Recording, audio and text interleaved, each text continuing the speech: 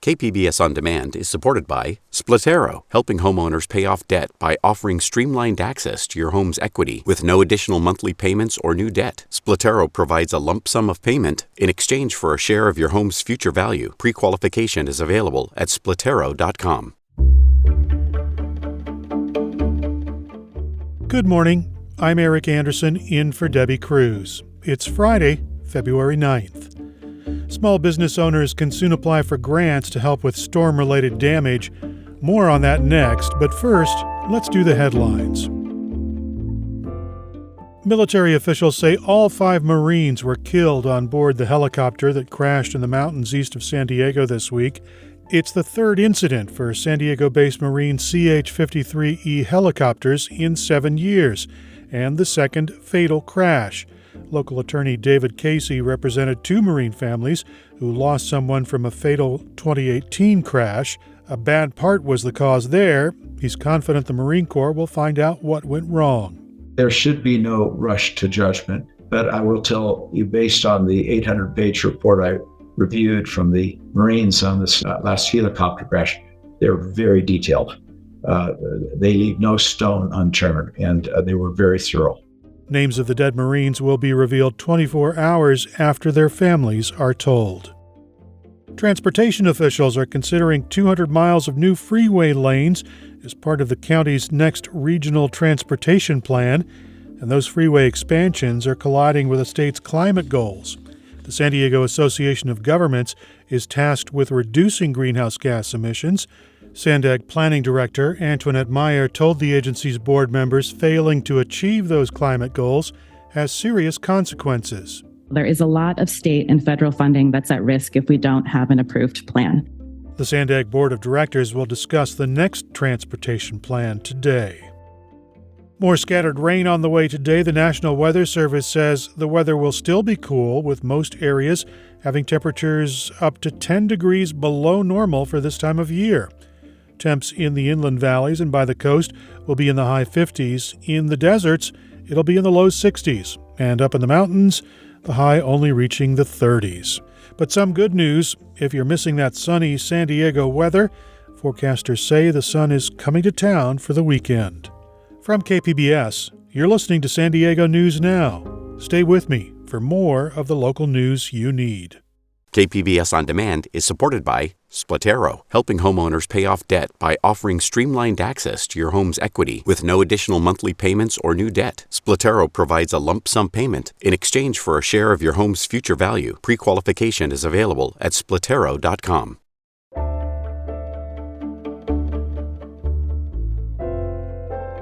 Some financial help is coming for small business owners trying to recover from damage done during the recent floods across San Diego County.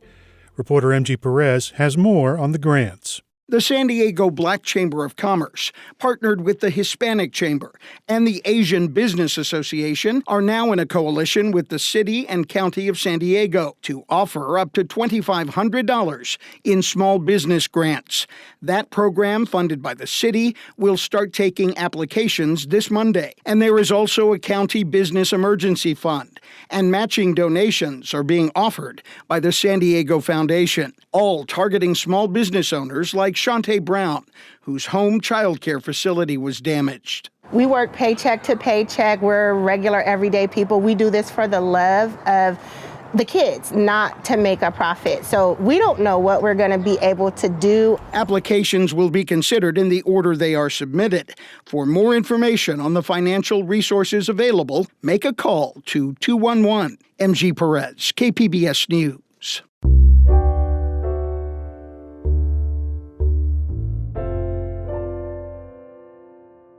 California's presidential primary is on March 5th. Deciding on who and what to vote for can be a challenge. To help, KPBS launched the KPBS Voter Hub. And here to share more about what it is and how it works is the KPBS South Bay engagement producer, Maria Elena Castellanos. Maria Elena, welcome to the San Diego News Now podcast. Thank you, Eric. It's great to be here. So for folks who aren't familiar with the KPBS Voter Hub, tell us a little bit about what it is. Yes, the KPBS Voter Hub is an online election guide. It was put together by KPBS News producers and reporters.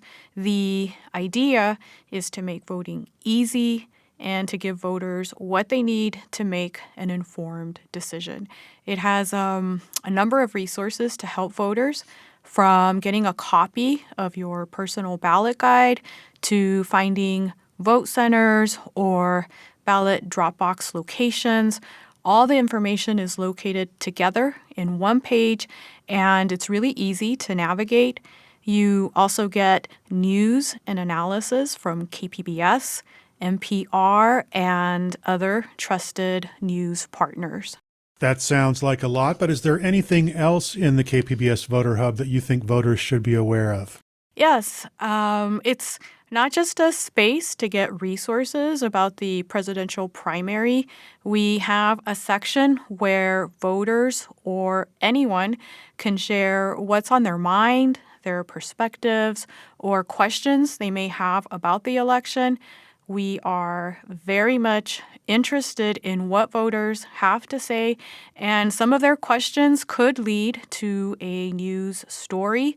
Anyone that might be listening right now and may have a comment or a question, they can also call us.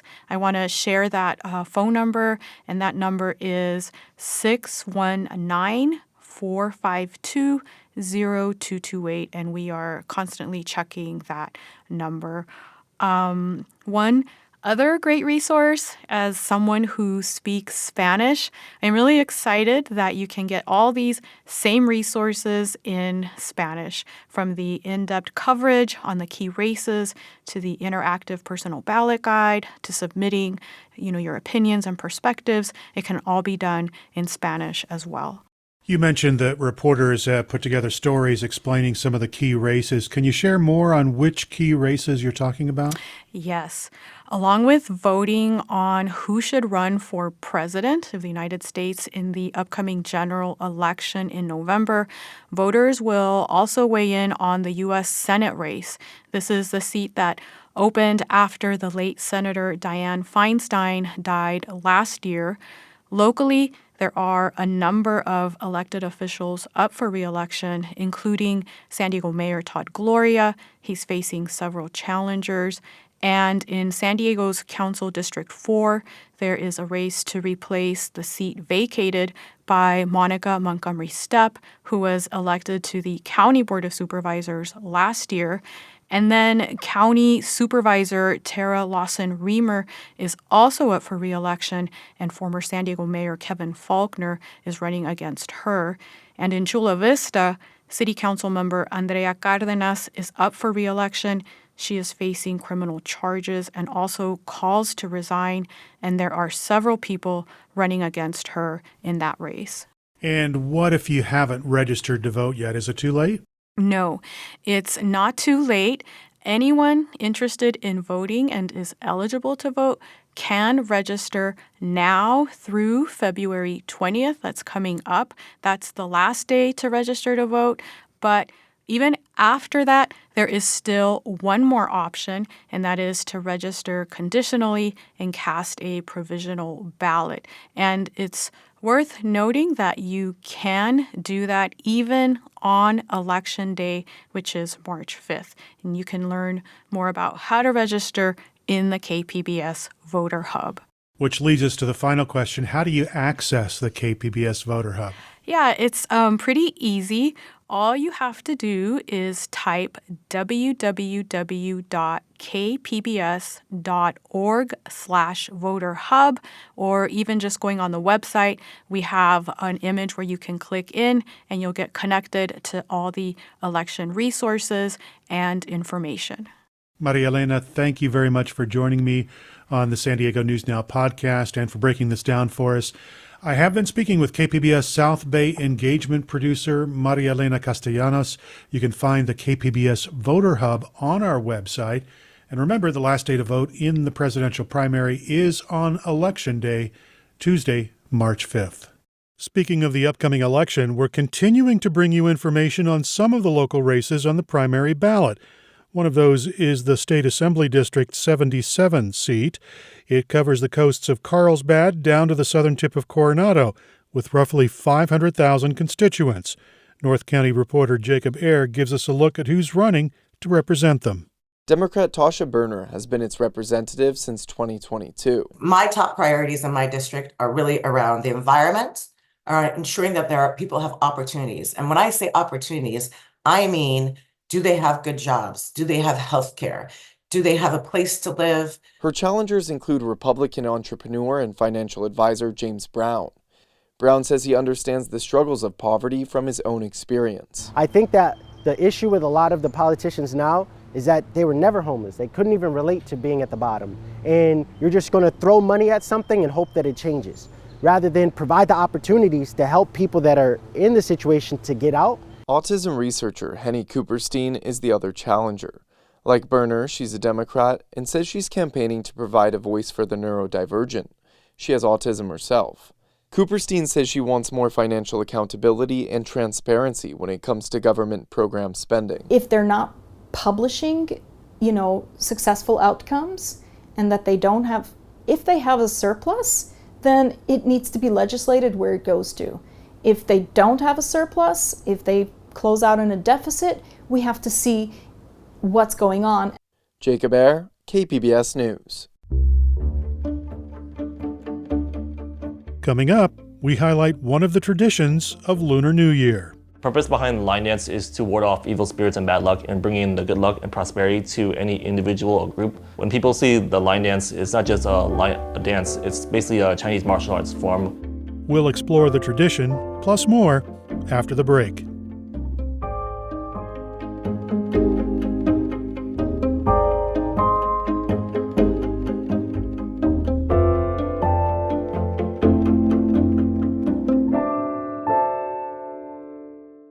KPBS On Demand is supported by Splatero, helping homeowners pay off debt or for home improvements by offering streamlined access to your home's equity with no additional monthly payments or new debt. Splatero provides a lump sum payment in exchange for a share of your home's future value. Learn more at splatero.com.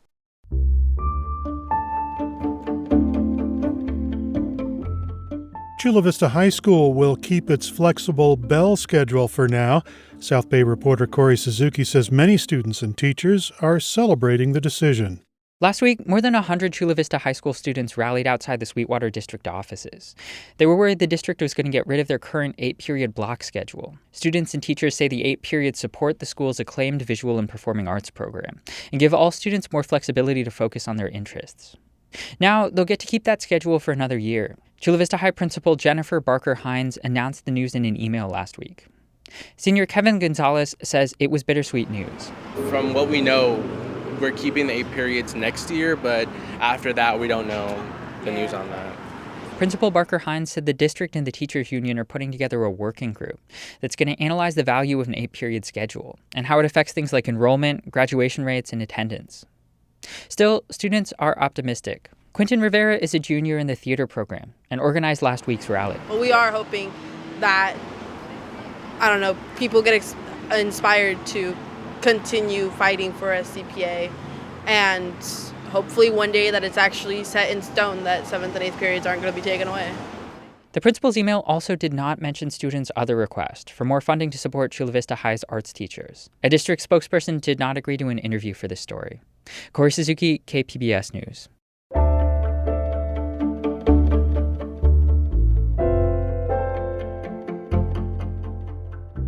This weekend marks the start of the Lunar New Year, with this being the Year of the Dragon. Many Asian cultures celebrate Lunar New Year with varying traditions. Arts reporter Beth Accomando explores one tradition, the lion dance. Growing up with a Chinese grandfather meant that my family got to celebrate Lunar New Year. My grandfather would tell us about being a boy in China and celebrating for 15 days with food, family, and of course, firecrackers. The ones he loved as a child were string firecrackers, made up of hundreds of little firecrackers braided together by their fuses. And when you lit one end of the braid, hundreds of these would explode one after the other. The firecrackers are supposed to ward off bad spirits and bad luck. But for a line dancer, the smoke and noise can be a challenge. That's why we tell our performers to wear masks and wear earplugs as well. Peter Kem is team leader and coordinator with San Diego Legendary Line Dance Association. The purpose behind line dance is to ward off evil spirits and bad luck and bring in the good luck and prosperity to any individual or group. When people see the line dance, it's not just a dance, it's basically a Chinese martial arts form. Line dances are a popular tradition in Asia during Lunar New Year, but you might wonder why a line, since lines are not native to China. Line dancing dates back thousands of years to the Tang Dynasty, and a legend about the emperor having a dream in which an animal he deemed to be a lion saved his life. During that time, people didn't know what a lion was, so they basically just went off on what the emperor saw in his dream. That's why the costume for the lion dance is so stylized and spectacular. It's often bold red or bright gold with large eyes, fluffy rounded ears, a big mouth, and a flowing body. It's amazing to see a pair of dancers breathe life into what's essentially a large puppet. And there's two positions, there's the head and tail. As a head player, your job is to portray the lion's expression, which can be anything from happy, anger, sadness, etc. As a tail, your job is to follow the head player's footwork, because whatever footwork the head does, the tail does with it, and being able to be synchronized in music. If you're doing stunts, the other jobs as a tail is to be able to lift your partner up. The result is a fluid, graceful, and energetic performance in which a lion might jump on tables, rise up on its hind legs, or prance around a crowd, all to very distinctive and vibrant music created by a trio of instruments. So in line dancing, they're composed of 3 different instruments. There's the drums, which is the heartbeat of the performance, the cymbals, and the gong. The head of the line can be extremely expressive as the dancer operates strings and levers to wiggle the ears, blink the eyes, and open and close the mouth. As a head player, your main role is to portray a strong, good expression and storytelling. So the way how I see it is any form of dance. It's not just synchronization with the music and coordination. You have to give the lion life. It's all storytelling, and it has to be something that's captivating for the audience to understand. The lion's head is made of bamboo, papier-mâché, and fabric, and can cost $1,000. It can also be a challenge to work in. When you're inside the costume, you have very limited vision. If you're a head, you mainly look through the mouth, and while at the same time you have to listen to the music, because in line dancing, it's a lot of multitasking. It also takes a lot of cardio and strength. Being inside a beautiful, flowing costume can make spectators forget how much work and stamina it takes to perform multiple 5 or 6 minute routines in a row. Kem says people may also see line dancing as something just for Asians. We want people to see that line dance is for anyone, regardless of race, gender, or religion. San Diego Legendary Line Dance Association has been around since 2000, with male and female team members as young as 13. Our goal is to preserve and promote the Chinese culture. We are very proud and honored to still continue this art, and we hope that we can inspire more people in the young generations to be part of the Lions community. Lunar New Year is the perfect time to share and celebrate that culture and heritage. Beth Accomando, KPBS News. The Lunar New Year begins tomorrow and is celebrated for 15 days. That's it for the podcast today. This podcast is produced by Emmeline Mohebi and edited by Brooke Ruth. As always, you can find more San Diego news online at kpbs.org. Join us again on Monday to start the week together with the day's top stories. I'm Eric Anderson. Thanks for listening, and have a great weekend.